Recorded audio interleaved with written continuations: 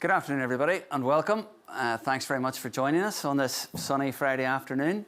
I'm here in the IVAC studios in Belfast. I'm very grateful to Mr. Conlon for hosting us today, even though he's a Tyrone man. These studios are absolutely fantastic, and we're really glad to be here. I'm Paul McErlean, and I'm hosting today on behalf of the Saffron Business Forum. And before we start, I'll give you a little bit of information on the forum. We started in 2016, and our role really is to support Antrim GAA, but we're trying to do it in a different way by giving real business benefit to our members by creating the Saffron Business Forum network. And our members pay a fee to join us, and we run events. Typically, they're live events with real people at breakfasts where we interview business leaders. We're online and creating networks and selling and cooperating and collaborating with each other in terms of business development. And we also host a very big and now pretty important date in the sporting and business calendar, our lunch. Our lunch last year obviously was called off, but we are hoping, and we've got a provisional booking for the 4th of November. So hold that date. We've had some amazing afternoons with AP McCoy and with Henry Shefflin, with Peter Canavan in the past. And this year we're really hoping that by the end of this year we're back in business, as it were, and operating again. We're also having an outdoor, socially distanced social occasion for our members on the 17th of June at Cargo by Vertigo. You probably know it, down on Queen's Island, lovely big open space. So we'll be doing that too. Normally, as I say, our format is that I interview a business leader in front of an audience over breakfast. Today, because of special circumstances, we're going at lunchtime, and I'm very pleased to be joined by Conall Henry, who is our guest, Executive Chairman of Fibrous. But today also, I'm really thrilled that Jim Frawley, author of Adapting in Motion, a really timely business book, has joined us from Westchester in New York. Good afternoon, Jim, and thanks for getting up early to join us. And I'm also joined today by a pretty special person in the GAA world, a two-time All-Ireland winner, a three-time All-Star, and the author of The Invisible Game, his autobiography, Kevin Walsh from Galway, all the way in Killannon in West Galway. Kevin, good afternoon, and glad to see you. Paul, how are you? But I'm going to start with Conall, and Conall's story I find absolutely fascinating, and we're going to spend a bit of time sort of exploring Conall's career, and then also talking about, you know, what lessons we can learn from him and from his business and from his experience as we emerge, hopefully, from the pandemic. Just to give you a little bit of background, Conall helped to co-found with one of our own, Dominic Cairns, Fibrous last year, 2019, and Fibrous recently took the Stratum contract, which is a £350 million investment in broadband across the north, particularly outside of the city areas, really bringing broadband to the whole of the region.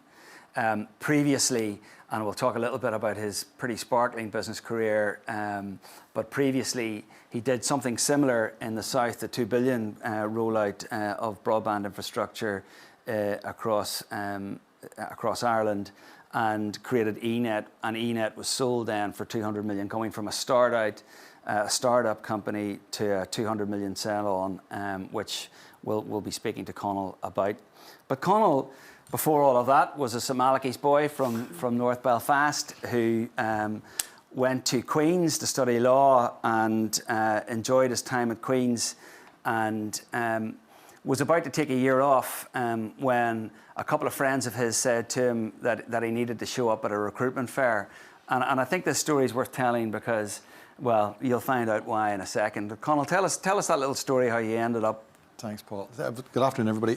So I sort of accidentally ended up at a recruitment fair because it was in June, and of course there's no students in Queen's in June, so we ended up trying to just populate the recruitment fair. And I got talking to this company that I'd never heard of called Procter Gamble, and had a very interesting chat with this person and thought no more of it. And then about a week later, I got a letter, would I like to come for an interview in Newcastle upon Tyne? And I thought, well, sure, that's great. I've got some friends over there. I'll be able to have a bit of crack, go to Newcastle for the weekend and catch up with my mates who were at college over there. And I found myself in an interview, and they said to me, so Connell, why do you want to work for finance in Procter Gamble? And the thought goes through my head, it goes, okay, so it's a finance job I'm in for, right? And I got the job. And I subsequently, that sounds quite blasé, but the reason I got the job at Procter Gamble was because at Queen's I had been involved in a lot of extracurricular stuff, and I think that's important, for anybody who is, at colleges, get involved in the extracurricular stuff. At P&G, I went on to recruit for Procter Gamble. Procter Gamble is the company that owns Ariel and Daz and Pampers and Pantene and a bunch of big brands. Like, it's the biggest marketing company in the world. But they, when we recruited at P&G, we looked at the academics, and that was like a pass-fail. You had a certain minimum academic level, but we weren't like McKinsey and wanted the cleverest people.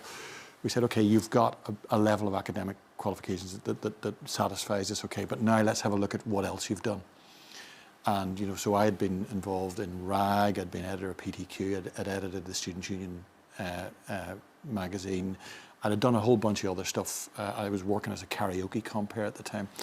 And that interested P&G, and we would always look for those types of characters at P&G. So although it sounds a bit blasé that I just showed up for a job and got it, the reasons that got me the job were those. But it was and it still is for me the best place to go as a graduate. It's because it's almost like it was quite structured.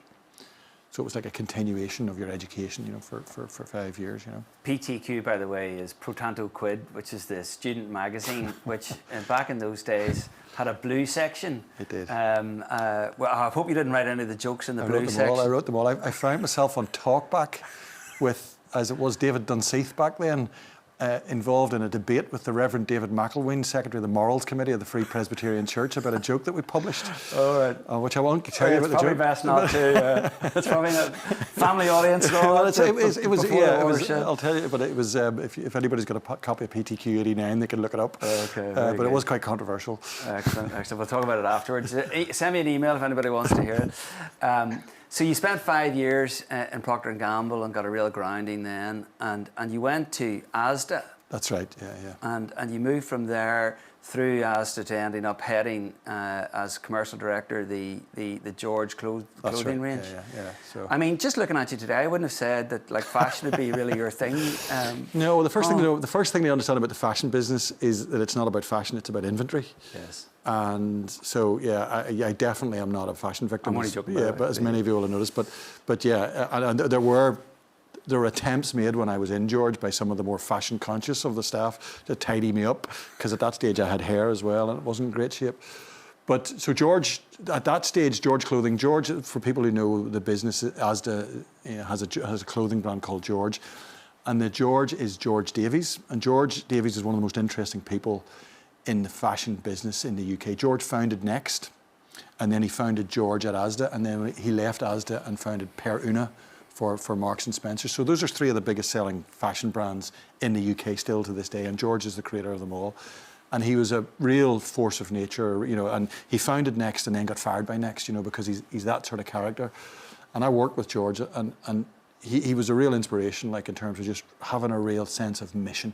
We're going to do this, but and I spent sort of a certain amount of time working with him, but it was very enjoyable. And you came home then, and back to Dublin. You'd married your wife from Limerick, and you'd started to have children. You wanted to come home, and you started working for of all organisations, Ryanair. And I mean, people will be absolutely fascinated. You were commercial director in Ryanair, and it jumped from 6 million to 22 million past Aer Lingus in that period in terms of its carrier numbers. I mean, and you see a bit of a trend emerging here also in that, that kind of challenger brand, that sort of cheeky, because that's where Asda were in the supermarket world, and then where Ryanair was. But you didn't last long at Ryanair. You were there for 2.5 years. 2 years. Ryanair. So I loved my time at Ryanair, but it's very much, it's not a group decision-making process in Ryanair. It's a brilliant company, and Michael O'Leary, to my mind, is the best business person that Ireland has ever produced. And I love him more because he stays in Ireland and he pays his taxes in Ireland, and pays for the hospitals and the schools. And that's not necessarily true of all our leading business characters. Yes. And so I. For me, he's top of the tree. He's a genius. He understands that business soup to nuts. In a way that nobody else could, and had an insight and could see further down the road than anybody else could. And Michael, in 2002, 2003, when I was there, was describing the Ryanair of 2021 exactly as it is in 2021. It's incredible. His vision is just unbelievable. He has an incredible talent, I think, for making complex things very simple. Yeah. I mean, just like the clarity that he brings 100%. To things. Yeah. Is something special. He could just see how the market was developing. Yeah. And and he would have said this. The big secret with Ryanair was there's no big secret. They simply would take. They viewed travel as a commodity. Mm-hmm. So he would say, listen, when you travel on London Underground, you don't want people to carry your bags for you. So why suddenly when you're traveling on an aircraft do you expect that? Travel is a commodity, and people will travel the cheapest way possible. So in order to be the cheapest in a commodity market, you have to have the lowest cost base. So that's what he worked Strip. And then when he got the lowest cost base, he reinvested his cost in price every time. Yeah. And once he got there, because he was able to buy better deals off Boeing, the biggest cost is your aircraft acquisition cost.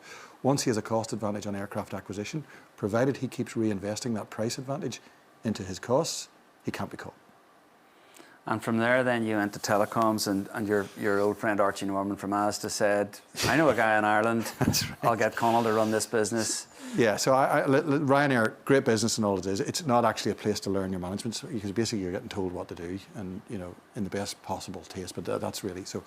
And Archie had been chairman of Asda and had become chairman of a telecoms company called Energis, and asked me would I run the Irish bit of it. I knew nothing about telecoms. I'd worked in FMCG and retail, but it was a way out of Ryanair, and it was a chance to be at that stage an MD. So I'd been commercial director and finance director, but I hadn't been an MD. So a chance to be an MD. And Energis in Ireland, a lot of people in Belfast in particular might remember it as Nevada Telecom. Yeah. Energis had bought that, and it had been a very acquisitive telecoms company. It acquired a lot of stuff, but it had actually gone bankrupt, and Archie had been brought in by the banks to turn it around, and he asked me to do the Irish end of that. So we did that for a couple of years. And then, after all that great corporate career, you're into startup mode, and that's when it kind of really sort of took off for you, because if you hadn't done ENET, you wouldn't be here with Fibrous probably. I mean, it's been a natural progression. Can you talk us through the startup? And I mean, there was no market for ENET either. No, that was the thing. You got to go back to the early 2000s and the telecoms market, which is, as I would say, I went from working for Ryanair, which is a job that everybody wants to talk to you about, to working in wholesale telecoms, which is not the. It's not nobody ever gets the girl with stories of wholesale telecoms, So it's quite a dull, dry market. But actually, in terms of the challenge that we were facing into and what we were trying to do, it was actually very interesting, because you had a former state monopoly which still operated like a monopoly in Aircom, and they claimed that it was an open market because Aircom would sell their network to other carriers and you could buy, but it was basically the same sandwich in a different wrapper. Yeah. It wasn't a different sandwich. We were looking to build competing networks to Aircom. Now, that's a massive capital, commitment. And at that stage, the Irish government had decided that they were going to get involved to build networks. And in ENET, we won a small contract to operate 27 metropolitan networks in towns around the Republic, and we sort of. Maybe even in West Galway there, Kevin, who knows? Kevin probably remembers the MANS project, from the early 2000s. It was quite controversial. He's maybe using it now to get in. Yeah. I mean, that's where we're coming through on the There's definitely one in Galway City, and I think there might be one. Shaky. Yeah, but we were building competitive infrastructure against Aircom and taking them on. And it was quite low profile because we were what was called a wholesale telecom, so nobody had heard of us because all our customers were other telecoms companies.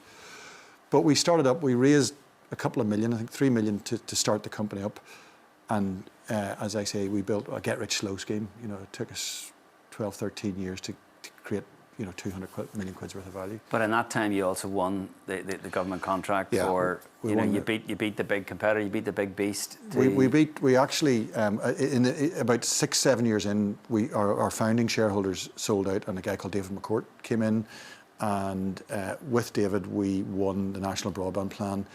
At the time, I said we were the third horse in a 2-horse race.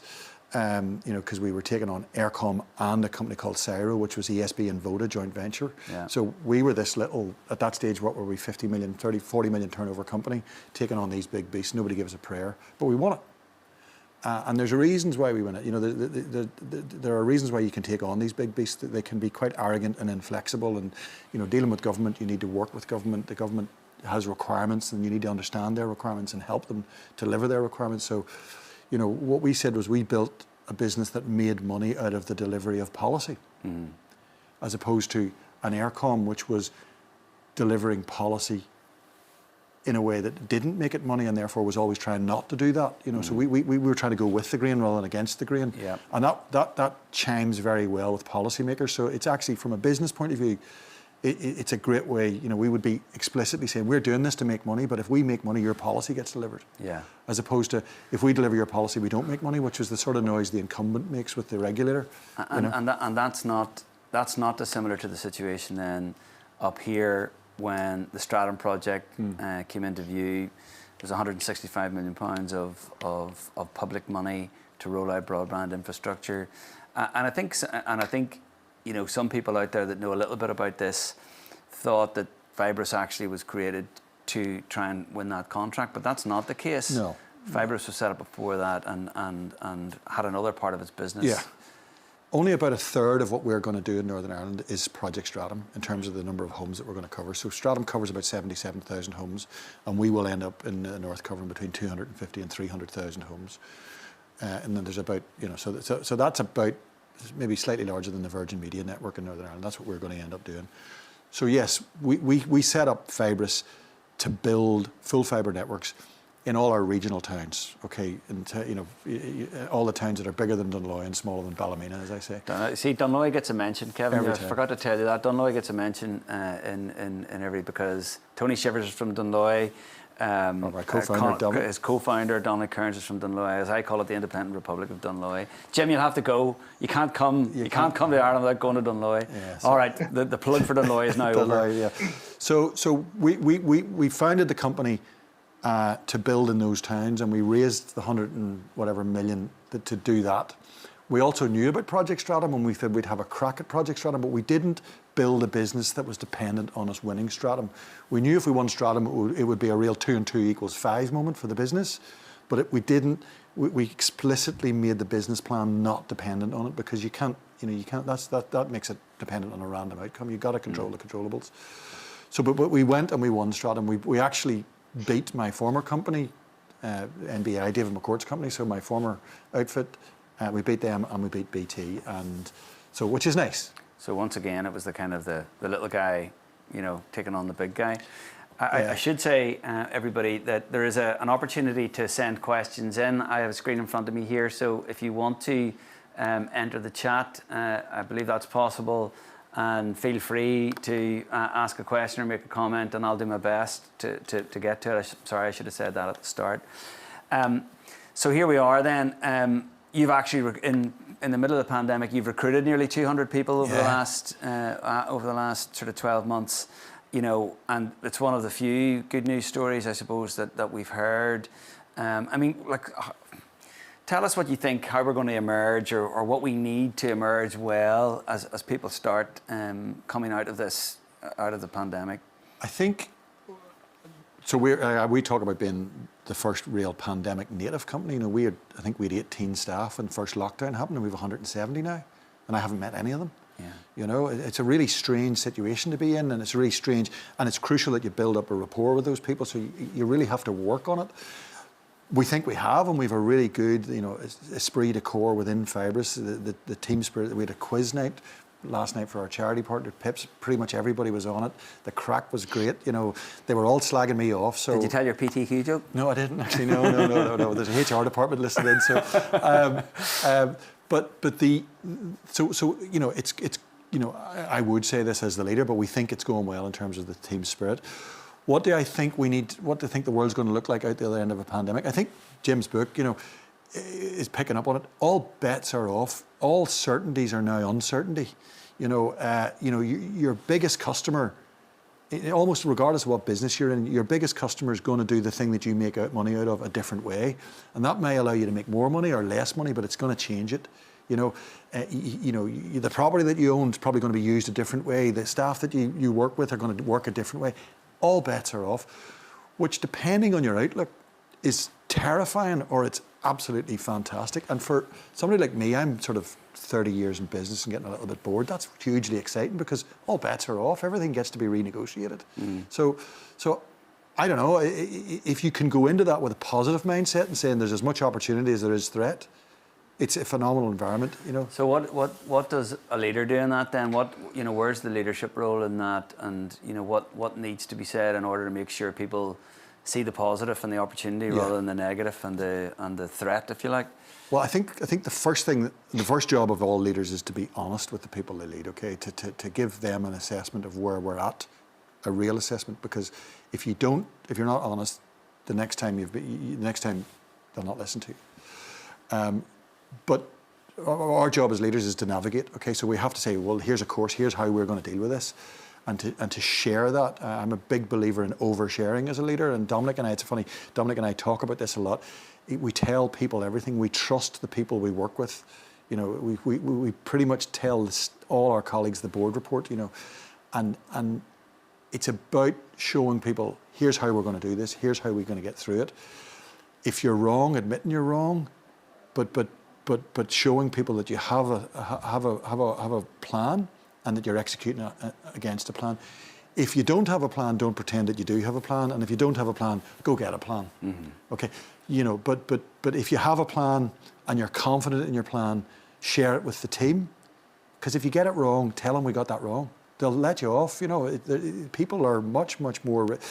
It's the same in politics. The electorate are much more ready for bad news than politicians think. And colleagues in an organisation, if you say we're going to do this and you end up failing, they'll let you off because they'll feel part of the failure as well. They'll look for the recovery. So from our point of view, we have a plan. We have a plan for post-pandemic, and everybody, hopefully if you went round the Fibrous Christmas party, hopefully, which we'll be able to have, and asked everybody what the plan is, you get roughly the same answer from our colleagues, and that for me would be success. Yeah. I'm sure there are things, Jim and Kevin, that really resonate in there for you and your thoughts. I'll come to Kevin first. Kevin's book, The Invisible Game, has an interesting subtitle. It's Maths, Minutes and Movement. And while it's a sporting autobiography, one of the reasons why Kevin's here is because he's a thinker about the GAA, he's a thinker about management. And after his playing career finished, he took on sort of one of the lesser counties, for those of you that don't know much about the GAA, Sligo, and brought Sligo 3 divisions forward, brought them to Connacht Championship finals, and transformed a mid-ranking team into a top-ranking team in his time there. He then took on, his native county, and traditionally one of, if you don't mind me saying it, Kevin, a kind of GAA royalty. One of the very well-known counties in GAA, Galway. And having won 2 All-Irelands with Galway and played on maybe the most, one of the most exciting teams that we've seen in Gaelic football over the years, took on the massive job of the Galway manager at a time when Galway hadn't won a Connacht Championship in a long time. They'd been dominated by Mayo. Mayo had really been arguably the second best team in Ireland behind Dublin for a decade. Well, themselves and Kerry, and to a lesser extent Tyrone. And in Kevin's time as manager, he then brought Galway back to Connacht Championships. They were beating Mayo season by season, and there's some very interesting things in the book, which I think are very relevant to business. Leadership, how to manage, how to create a culture in a team, how to change a culture in a team that goes from failure to success, how to manage the individuals in that organisation. But the thing I suppose that struck me, Kevin, through the book is this notion, and it's another way of saying what Conal's just said. I think it's show not tell. It's showing the players what it is you want to do by pure leadership. I mean, do you want to reflect a little bit on the two major changes that you made in both Sligo and Galway, and how you did it? Yeah, good afternoon, everybody. I'm delighted to be here with you all. Yeah, very interested in listening to Conal there. A lot of what he says is, albeit far beyond what we'd be doing, but it does link into sport if you hope to be at the top table. So, you know, when I went for Sligo, it was 2008. Funny enough, it's Antrim were our biggest rivals at the time. We ended up having Division 4 final, Division 3 final, and it was against Antrim both times. So I do know Casement Park, and I know yourself, Paul, from years ago. But yeah, one of the biggest things that I suppose I went in as a rookie in 2008, and you know, I would have surrounded myself with people who would actually challenge me in the challenge me environment, and I really wanted to learn as much as possible. I knew a lot about the physical side. Having been involved in All Ireland's, you know, won All Ireland's, I suppose it did teach me a lot. But I had 11 years of failure before that, and you know, I think we won one Connacht Middle in 11 years, which was hard to take, and for a county that you've so rightly said was known for winning. You know, if you look back to the 60s, it hadn't a lot won from then until we came along, so it hadn't really evolved. And it was something I always wanted to do, was try and evolve and look at the game where you can make gains. So when I went to Sligo, I would have surrounded myself with, you know, sports psychologists, some people who may not know the game that well, but would look from outside the forest rather than being inside the forest with me and all the players. So we would constantly review what we were doing. And one of the biggest things that came out of it after a number of years, and it did take time, would be the show don't tell factor, because, you know, we're constantly telling people what to do. We take for granted they understand our message. We take for granted it'll be carried out, and then a week later we're saying, why didn't you do what I told you? And when, you know, possibly they didn't understand the message, number one, and number two, they didn't know how to do it. So, you know, if you're going to give a message, I think you know, Conal mentioned about clarity and being clear with your players or your businesses, is that if we want something done, we really should get in amongst the people to show first, and the show not tell. So, you know, walking through stuff, giving your message very, very clear, because at the end of the day, you know, when the day comes that, in football in particular, you know, you're out of bounds once the whistle's blown. You're outside the white lines. You don't have an awful lot that you can do, bear make a few changes. So you need to have your team in a frame of mind that they can be as good as they can be as a group working together. So really, really important that the job description, whether it be a forward, a back, a midfielder, a goalkeeper, you know, that you understand your role and what their role would be to pass on to the next guy. And so that was one of the biggest things with both teams. And the technology moved on so much, I'd say the last 4 or 5 years, that you had your phones to show people, you had the computers, you give KPIs to individuals, you know, that we give maybe 3 to 4 max. You'd keep reviewing those KPIs maybe on a monthly basis and start putting in ones that now need to be improved on. So the show don't tell, I think, Paul, is what you have hit on, would probably be one of the biggest lessons that I would have learned. And culture, Kevin, tell us a little about culture, because the culture of that team, that learning culture and that focus, which changed obviously in your time. I mean, how do you engender that? Because I think, you know, that's going to be such an important role. It's going to have such an important role in business now. People are going to have to work harder. They're going to have to do things in a different way. But if the culture's there, then they'll find ways to do it, and they'll do it positively. They'll do it with enthusiasm. I mean, what sort of things, Kevin, were you thinking about in terms of the culture of the team that allowed you to sort of get the success you got? Well, I suppose number one, you know, you're looking at relationships, and I think Conal has mentioned this. In our first year, particularly when it came to Galway, I suppose Sligo for me was a big learning curve. As much as, while we had a lot of success there, I was still learning quite a bit. So, you know, I would have changed things around, tried some stuff, maybe move that again, and, you know, just tweaking stuff. So the culture, you know, when we came to Galway, we had a team mission statement, and that would be that we were going to be a team that consistently competed to win. That was to be consistently in a position to compete to win. It wasn't that we, you know, we're going to be a team that won everything. We knew that wasn't probably possible. No team was doing that. Dublin are starting to do that now. So, but we wanted to be up at the top table, consistently competing to win. So our culture was massive there. It was almost if you're on time, you were late. You know, it just just doing the basics of what was always done wasn't enough. It was about, challenging each other. We put groups with leaders in the team as well. So maybe we'd have 6 group leaders who would be 5 or 6 players underneath them. It was for a conduit channel for both ways, so that if somebody's quiet in your environment of work or in business, they have some great ideas, but might not just be that comfortable or confident to come forward. So there's always a conduit that would develop there, and likewise that we could drive our messages through group leaders and make leaders out of the team as well. So within also we put in what you call a vice leader in that group, so that the leader wasn't getting away with everything. So that we just really wanted the groups to challenge each other.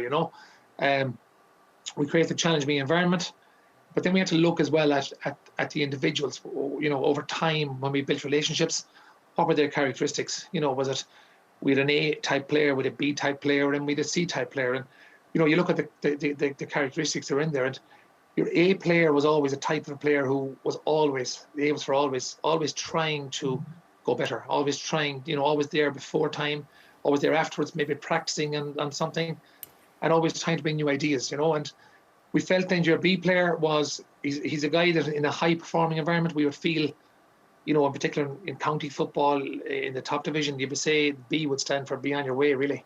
Would probably be good enough for an average team. That would be the type of player who would just come in time, go on time, quite happy to follow what was happening without ruffling feathers, but still a player you needed. We'd like to develop him into an A-type player, but in a high performing, we probably needed that player to get towards an A. And then, which thanks be to God wasn't too often, but we would always be on the lookout for, the C-type player. And there's always, there may be one, there may be two, there may be none, but it can often be one of your best players as well. But, the C for us would mean that you're kind of living in a caustic world in a way, and it's a heavy word. But if somebody in a camp is trying to go against the grain or whatever reasons, or it didn't suit them, that they could really be a little bit caustic in environment. And what caustic does, it erodes everything you try to do. It just burns everything. So you just need to be on the lookout, what type of individuals you're dealing with. So the culture really for us to create that, we felt that we needed to almost grade our players as what characteristics they had. And you've always got the people who are trying new things. We didn't want to kill that, because that's really, really good. But you've always got players then who might not be very confident. So how do we bring the confidence into those guys, and how do we pull back the guys that maybe felt they had to go and win the game on their own? So it was just to get those two type personalities in the middle.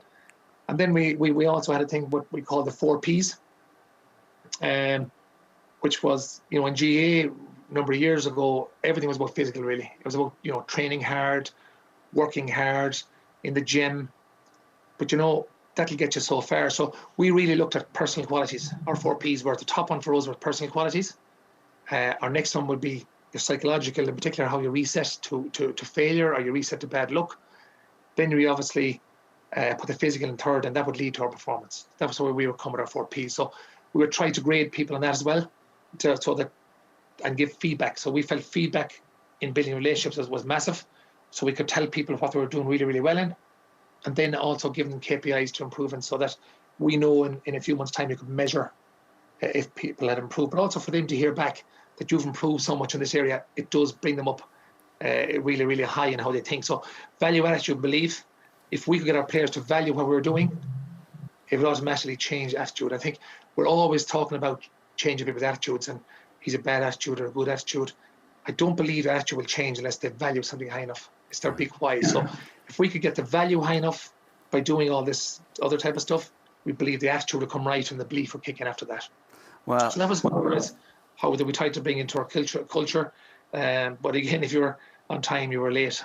Yeah, I mean that's interesting. I'm trying to put that into my under 17. I'm not playing for Galway. Come on, Conley. From down here, Conley, start out my brother. I mean, there are some fascinating other things. You talk about the in a 59, Gaelic football at club level 60 minutes, the senior county level 70 minutes. Typically, the games in injury time will run on 7 or 8 minutes more, but typically, Kevin's measurements and generally held that the player will be on the ball for 1 minute of a 69-minute match. So what is it he's doing in the other 58 minutes, or 68 minutes, I should say? And that idea about space and movement and so on, which is why the subtitle of the book is Maths, Minutes and Movement. So The Invisible Game, it's a really excellent read. I really enjoyed it, Kevin, and we're looking forward to the interaction between you and Connell. Jim, from New York, thanks so much for joining us. I know it's early in the morning, or reasonably early in the morning, although you're a triathlete, you've been up since 4:30, you're swimming 2 miles and running 20 miles today already, and so on. But I've had the opportunity and pleasure to read Adapting in Motion, your book, Finding Your Place in the New Economy. I mean, even things that I could see in audience there when Connell was talking about how his company and how he thinks people need to adopt. Tell us the reason why you wrote the book and how things have changed and the rapidity of change that really are the focus of your book. Yeah, the speed of change is the biggest challenge that we're going to face in the business world, above anything else that we're going to be faced with. And the ability to adapt fast enough is leading to many of the business problems that you hear many businesses talking about. So there is the fear of change, the uncertainty of change, whether it's a VUCA environment, the volatility. And like Connell had said, the great thing right now, both great and challenge at the same time, is that there are no rules. And that was one of the great things I realized, fortunately, a few years ago when I left corporate and launched my own business, is that I no longer have to work within the confines of this business. And after leaving corporate and working with so many clients, my frustrations with working in the confines of a corporate environment was shared by many of those people. And as the pandemic hit, I've been writing the book for a long time, but I finally sat down and said, this is the time that we actually need to do it. This fundamental upending change, we've dealt with it for the past year. This is only one step in a much bigger adaptation that we're going to have to make. And the fundamental answer to managing that type of macro change is ignoring the distraction of the macro change and focusing on what you can actually control. That's the micro you. And how has it gone down? Are you getting a good reaction? I should say also, Jim, that you're an executive coach and you have a series of your bellwether company, and indeed your podcast, I think, which people we'll send a reference to it afterwards. How are people reacting in the US to what you're saying, and how are they reacting? How do you see changes in business as the pandemic ends? Because I think, you're emerging. The US economy is emerging relatively quickly, probably quicker than Europe, and really starting to build again. What changes do you see taking place there, and what do you think we can learn from them? Yeah, the changes are going to be extremely substantial. Most of the focus now and most of the conversation is around whether or not people will go back to the office. And I think that's just a distraction from what's really important. I would say that the fundamental way that businesses operate is going to be different within the next year to 2 years. I think a lot of businesses have realized that they have a lot more flexibility in how much time it takes people to accomplish things, how we structure an organization. I know many of my clients are actually moving away from job roles and just hiring people for competencies, and they're creating these libraries of skill sets for their people, and moving what used to be your role in a corporate environment is becoming much more entrepreneurial. I could see that happening soon, where you're going to have to pitch your, almost like a small business, you're going to have to pitch your skill set to get on the good projects. And people are aware of the change that's coming. Unfortunately, they want someone to tell them what exactly it is that they need to do in order to respond to it. And it's not going to work that way. So people are aware that the change is coming. They're unsure when it's coming. They can feel that it's coming. Everybody's talking about this massive amounts of change. But most of the work that we have to do to prepare ourselves, to set ourselves up for success, is going to have to be done by us. So we can give people the framework, but it's going to be a challenge, and it's a lot of work. And many people say they want to do the work, but actually, just like getting onto a football pitch, you have to do the work before you actually get up there to play. And that's going to be a lot of work. That's going to come down the personal responsibility and the goals of an enterprise to adapt to change quickly enough, and pivoting is not enough for an organization. The enterprise vision has to be aligned with personal vision, and individuals have to be in lockstep with their company for this to be successful. One of the things that struck me in the book is the third section, which is be teachable, you know, and one of the chapters in that is put humility in its place. You know, like I think there's a real humility about the book, which I loved. I must say, you know, your own personal story intertwined with, you know, the business lessons. But could you expand a little bit on that, in terms of humility and being teachable, and how important that's going to be? Learning mindset, we call it the learning mindset in the coaching world, is being open to the fact that the assumptions you're making are probably wrong. And we are often wrong a lot of the time. And that's okay. And that's the right kind of humility that you should keep. Unfortunately, and what many of my clients deal with, is that we've learned a humility over time, which is almost detrimental to our individual growth. And we have to put humility and recognize humility for what it is. The definition of humility is to defer to something bigger. That's not going to help you. And as you're being humble in this new economy and not articulating your vision and what you're looking to go after, somebody else is going to take that because they've learned the lesson that humility is just going to hold you back. So usually when we talk about humility, what we're telling someone is just, that's a really nice way to tell someone to not be arrogant. And there's a difference between confidence and arrogance. And the difference between confidence and arrogance is follow through. There is nothing wrong with articulating a desire to be successful. There's nothing wrong with articulating a vision of where you want to bring your organization or where you expect your people to go. And by surrounding yourself with people to help you get there, that's how you're going to get it. But without sharing and creating that social community to help you get to where you want to go, by being too humble and holding yourself back from saying, I want to be the greatest writer or footballer or whatever, you have to articulate that vision, and it's okay to have your dream and go after it, but recognize that humility is sometimes going to hold back certain decisions that you need to make to get you to where you want to be. I mean, you know that Conal, Ali, go ahead. The Ali quote. Muhammad Ali said he ain't bragging if it's true. Yeah. I mean, I'm struck, and many people watching this will know that one of the big things that we have to overcome in Antrim GAA is the ability to articulate our confidence, the ability to say, there's no reason why we can't play at the big table. There's no reason why we can't win games against the so-called better teams. And, you know, convincing, certainly I've been involved at an underage level in development squads and so on. And, you know, we took the Antrim under-15 development squad last year, and they beat every county in Ulster. We went up to Tyrone and beat Tyrone in their centre of excellence and so on.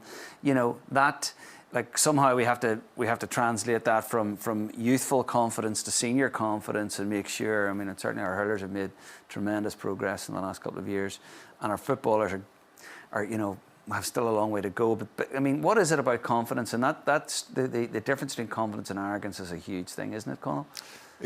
Well, yeah, I'm often accused of arrogance, and you know, I think Jim's just given me a whole load of excuses that I can use down the pub later, you know, or whatever. The pubs aren't open. Yeah, I'm sorry. That's great, fantastic. But you know, I met this coach and he says, so confidence is really important. You have to believe in what you're doing, and if the thing that you're doing, if you don't believe in what you're doing, you've got to ask yourself why you're doing it. So, and if you believe in what you're doing, then you should feel confident. You should feel confident, and then it's about expressing your confidence. Yeah. You know, and that can come across as arrogance, but probably by those who are threatened by your confidence, not rather than people who are on your side. Yeah. I mean, that Sligo team that you took, Kevin, you know, they needed confidence. They needed, you know, to go out and play against Galway and Mayo and start beating them. You know, what was it? Did that just come from hard work and instilling a belief that they were as good, or is there a secret sauce in your world for that? I don't know, Paul, exactly, but I think the show don't tell, and bringing in, I suppose, a role description, understanding your own job within a group is really, really important. And I think a lot of people are off doing everyone's jobs because, you know, it's kick it and let's see what happens here, or it might be just run up from corner back and take a chance. I think if everybody's given a role and they understand, you've mentioned the 69-1 there. I think, like, you know, and I'm being very, very generous by saying you'll be on the ball for a minute. It's probably 40 seconds.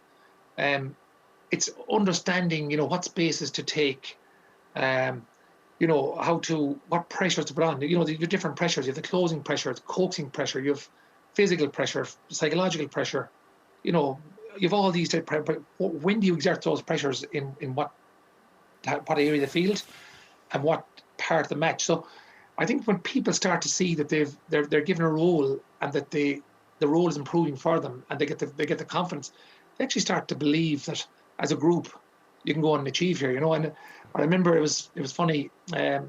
We had lost a kind of final, and we had been going really, really well, and we were drawing the back door down in Kerry, above all places you have to go to in Kerry, and drawn in Tralee. And I remember we had so much work done. We felt we were going quite well. I remember saying on the Thursday night to the group, you know, when you find yourself either you're a point or two down or a point or two up, the last 10 minutes to go, don't start looking around to say, oh my God, I'm from Sligo, this is not where I should be. Because I said, you're going to be in that situation. Yeah. That's it. Yeah. Because I knew the work they had done. I knew how we were performing. They knew it themselves. But they needed to bring that bit of belief with them. But that only came with time. Beating the likes of Galway, beating the likes of Mayo, you know, for the first time in their history, they'd beaten Galway and Galway Soil, and since the AGA was founded. So you've always these little wins, and if you can maybe give the feedback of the little wins that's happening unknowns to them, and they go, oh wow, this is better. The belief starts to kick in. It doesn't mean you're going to win, but you're going to be in there competing to win. I think that's a lot of what brought us to where we got them. Unfortunately for me, because we had 3 pitch invasions in Sligo, which, you know, they won a kind of final in 2007. They only had 1 pitch invasion, which was that day, because that was the only big win they had. But we drew with Galway and Galway Soil the first time. We beat them in the replay, never beat them in 8 attempts. Then we go and beat Mayo, and we had 3 pitch invasions. And then we go and play Roscommon, who came from Division 4. And how did you keep the heads in the ground? Because these 3 pitch invasions kicked in, and before we knew it, in the Connacht final, we were 10 points to 4 down. Heads just really, and I remember, I have in the book, I remember 1 or 2 guys had 3 or 4 different shirts in their bags before the match, and they're wondering which shirt would they wear afterwards. And I said, oh my God, I'm in trouble here. Or else you spoke about confidence or arrogance. Confidence, yeah. So, you know, it's spilled into arrogance by the sounds of it, doesn't it? Yeah, and we came back then, and we actually lost at 1 point, and you know, that's my biggest woes in Gaelic was we didn't actually take home a kind of title after all the hard work. But I suppose your question was where the confidence. I think it's about repeat, understanding your role, and us as management to show, don't tell, and just bring and get in amongst them and work with them. Just coming back to the US, Jim, and you know, there seems to be a relatively good level of confidence in the US economy, or is starting to emerge. But you know, do you want to talk a little bit about leadership and the importance that's going to have in business, and where have you seen good examples of leadership post-pandemic, or not post-pandemic, but as we emerge? Are there things that you would point to that say, well, this is what good leadership looks like in this world of change that we're talking about? Sure. Yeah, leadership is fundamental, and Connell hit the nail on the head about the importance of planning and sharing that plan and articulating that vision. It's like the old saying, you know, planning is everything, but the plan is worthless. And the reason going through that strategic planning process is so important is it gives you the opportunity to see the different avenues and paths that you actually have. The really good leaders we see now are co-creating the future of the organization with their people. And so we have a strategic plan for the organization, but going back to the confidence and arrogance discussion, the big secret to all of that in terms of being able to execute is something called self-efficacy, of understanding the steps that we need to take to get from where we are today to where we want to be at the end. And when you can get everybody, that personal individual, straight up to the board in lockstep on this vertical coaching aspect, everybody is making a decision when they can understand where they fit. Their motivation, we are led by emotion, right? Logically, we know the right steps to take for an organization, but we don't always follow it. 99% of the advice we're given, we just don't take because it's not for us. So finding that merge between the logical step and the emotional conviction for a person who works for your company or as an entrepreneur or whatever it is, that gets the motivation for people to buy in and push you towards that next goal.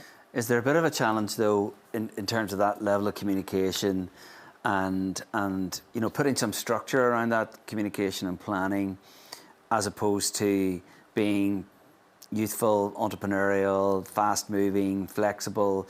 Can those two things marry, Conal? I mean, is it possible to do those two things? Yes. I mean, I'm sitting and thinking about how I feel. It's all about the honesty of it. Yeah. If you're trying to communicate something that isn't inherently true, you're in trouble. Mm.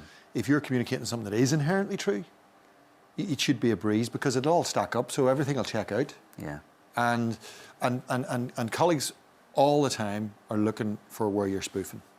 Well, as a leader, everybody, and we all, teams do it with their managers. This boy doesn't know how to defend, and so you have to, first of all, if you don't know how to defend, if you're a manager who doesn't know much about defence, the first thing you need to tell your team is, I don't know much about defence, because you may get away with that, but if you can be honest and not be a spoofer. Now, I don't know, there's people think I am a spoofer. The one thing I'm not is a spoofer, okay? I don't get involved in stuff that I don't understand and feel passionate about. And the communication of that then becomes, well, just tell them what you think. You don't have to, you just express what you're thinking, as opposed to having to position people and all that there. And, does that make sense? Yeah, totally. What I find interesting is that you jumped, though, from, the retail industry to, before that, the sort of fast-moving consumer goods, to retail, to clothing, to telecoms, and that, in some respects, that's not really about the sector. It's about the project, and it's about the culture, isn't it? It doesn't really matter what the sort of broad business area it is. Yeah, I think I've said most business is broadly about the same thing. It's about what are we going to do, how are we going to do it, and who are we going to get to do it. Okay, and the answers to those questions are reasonably straightforward. There are sort of expertise gaps and differences, but I've been in, and I actually spent a little bit of time in banking as well. I've been in fast-moving consumer goods, in the airline business, in the retail business, in telecoms. I'm a director of the port company down in Shannon Foynes, so I've been across a whole, and working in retail in particular. When I worked in Asda, you got to see a whole bunch of different industry sectors, so I'd go to a meeting on batteries one day, and the next minute I'd be going to a meeting on music and video or books. And there's a lot more that the same about those things than there is difference, So I don't think jumping across sectors is any great big difference. The difference for me between the early part of my career and the late part of my career is this idea of succeeding through others. The early part of my career was simply because I could do the things that I needed to do better than other people. I could produce the spreadsheet, do the analysis, do the presentation. But there's only so much output you can get. So I'm a player at that point as opposed to a manager. And I got myself quite far. I was commercial director of George Clothing on that basis. And then I suddenly realised I had to make, to be successful any further, I had to create success through other people, which I had no skills in. And it took me quite a while to learn that. And it's the difference between the brickie and the foreman. That most building sites make their best brickie the foreman. And the skill set's completely different. And it was a real learning exercise for me. It was actually in my time at Energist, somebody took me aside and say, you don't know how to manage people, Conal. You've been very successful, you don't know how to manage people. And it's something that every manager needs to realise is there's only so much that they can do with their own output, and the majority of their success will come from shaping the output of other people. Yeah. I mean, that's a really important point. And it's funny, Kevin, there's a question here from an Antrim club manager, unnamed, I'm sure it's for good reason. But I was struck by when you were talking about your A, B and C type players, there's a very famous guy in business called Jack Welch who ran GE for whatever it was, 30 years. And he had a very, some people would say, cruel sort of approach to... knock out the bottom 10%. Knock out the bottom 10%. Like if you didn't like it, just get rid of them. But the question from the Antrim club manager is the C player, the caustic player, huge question, is that player worth your energy? Yeah. That's I suppose you've got your gunslinger and your chess player. So someone that might, full of ideas, you need those type of people. And you've got your chess player who just needs to go through with confidence. But that the energy, you've got to be very careful that you don't, this caustic, if you want to call it, it's a really strong word. I don't like to use it too often. But it's, if it comes to a head that you've finally made a decision, this is not just entrepreneurial, this is something that's happening, that's eroding everything we're trying to do. You know, as I said, you won't see too many of those type of people, but I suppose you've got to be careful in making a decision, but you have to also make it as quick as you can, because look, you don't know, you know, that's why we would have had the group leaders. That's why we would have all these conduits, that if somebody was unhappy with something that we were doing, we'd like to hear it back. We'd like to, you know, we're like, I think Conal hit the nail on the head there. We need people, we don't know everything. We're always trying to evolve. So if we can get player involvement, that I think that also, you know, weeds out whatever that might be. And you can also get that caustic player to turn around. But at some point, you may have to make a decision. Yeah, one of the things in your book you talk about, I can't remember the name of which player it was, but he'd broken the team's rules. He was an important player in the team, and I think it was a Connacht final or a Connacht semi-final you were going to, and you went and asked his teammates, you know, what should be like, and they all felt that he should be punished accordingly because he'd operated against the agreed parameters of the team, and he didn't tug out. You know, he didn't play, he wasn't involved in that game. But what I found like really pleasing to hear, I suppose, was that he went, he was there, he took his punishment, you know, he understood that he transgressed the rules and was back afterwards. But, you know, just Antrim club manager, yeah, I mean, hopefully that helps you. I think it's a very, very difficult issue when you've got somebody that's who is eroding the Paul, culture. can I just come into you 1 minute, because Conal, I remember one of his first comments, he wouldn't like to play for Galway. I better let him know here that this isn't a military structure either, because we do have fun. we have loads of team building on the beaches, and we have all the type of stuff. So I better be careful here that I don't show myself as being everything is wrong. There's loads of things right. So, but you're right. I want to bring up that point, Paul, in relation to that young fella. Again, he was in no way a caustic player. He just happened to do a few things. It was funny when we got our culture organised and we were going quite well, and all of a sudden we had a huge game against Galway, and this misdemeanour had happened. But these were the agreements that the players had put together with the management. It wasn't management. But it was funny when the decision had to be made. The players were all on for he's got to you know, and then coming closer to the match, oh geez, we need him. We really need him. So, and I said, lads, okay, that's fine. Let's have a bit of conversation here. Tell you what, you go away, have a chat amongst yourselves, and if you can come back to convince me or convince us that we're missing something here to drive our culture, absolutely, we will have a look at this, and because we all want this guy playing. We were one of our best players at the time. They came back and said, yeah, look, we're more interested in driving the long-term goal here, driving our culture.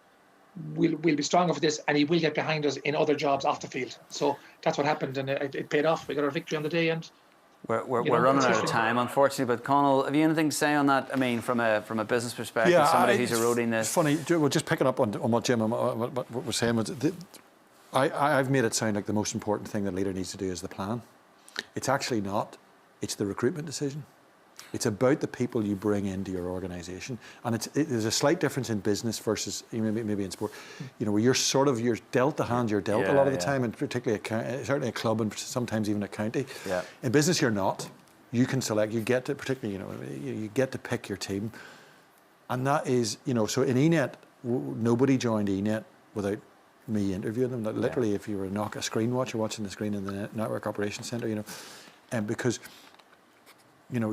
that's your best chance to catch the caustic person, is at the recruitment decision.